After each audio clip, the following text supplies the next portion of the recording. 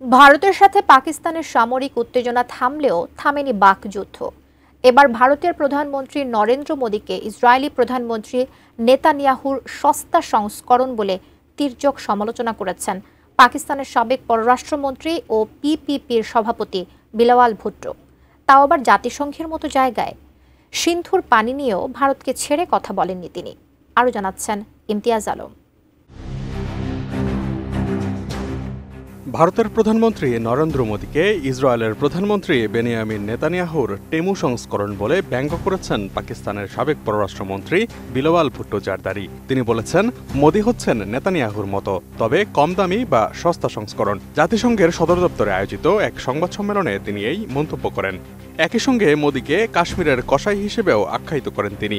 4 June বুধবার এই তথ্য জানিয়েছে পাকিস্তানি সংবাদ মাধ্যম দ্য ডন।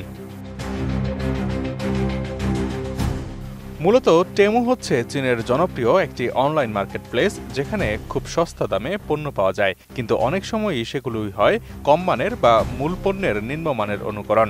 আর তাই কাউকে টেমু ভার্সন বলার মানে হচ্ছে তিনি আসল ব্যক্তির অনুকরণ, কিন্তু মানহীন বা গুণমানে পিছিয়ে। কম দামি ও কম মানের কপি বোঝাতেই এই তুলনাটি করা হয়।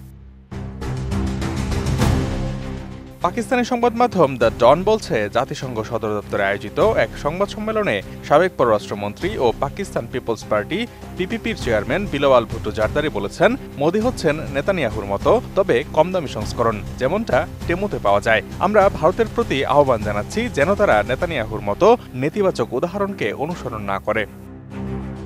ওয়ালটন আবারও মিলিয়নিয়ার অফারে ওয়ালটন ফ্রিজ কিনে আপনিও হয়ে যেতে পারেন মিলিয়নিয়ার। বিলাওয়াল ভুট্টো আরও অভিযোগ করেন, ভারত ইসরায়েলের খারাপ দৃষ্টান্ত অনুসরণ করছে।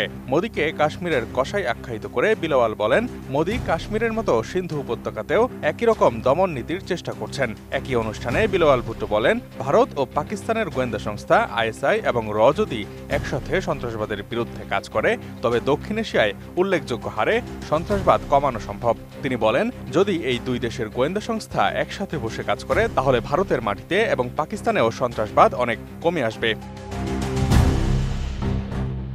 বিলাওয়াল বলেন, সংলাপ ও কূটনৈতিক পথই একমাত্র টেকসই সমাধান। পাকিস্তান এখনও সন্ত্রাস বিরোধী ইস্যুতে ভারতের সঙ্গে কাজ করতে আগ্রহী। পাকিস্তানের সাবেক এই পররাষ্ট্রমন্ত্রী বলেন, ভারত যদি পাকিস্তানের পানির প্রবাহ বন্ধ করে দেওয়ার হুমকি কার্যকর করে, তবে তা হবে জাতিসংঘ সনদের লঙ্ঘন এবং এটিকে পাকিস্তান সরাসরি যুদ্ধ ঘোষণা হিসেবে দেখবে। সংবাদ সম্মেলনের আগে পাকিস্তানি প্রতিনিধি দল জাতিসংঘ মহাসচিব আন্তোনিও গুতেরেস এবং নিরাপত্তা পরিষদের সভাপতি ক্যারোলিন রদ্রিগেজ বার্কেটের সঙ্গে সাক্ষাৎ করে ভারতের একতরফা আগ্রাসন ইস্যু তুলে ধরেন। Imtiaz Alam, desk report, ATN news.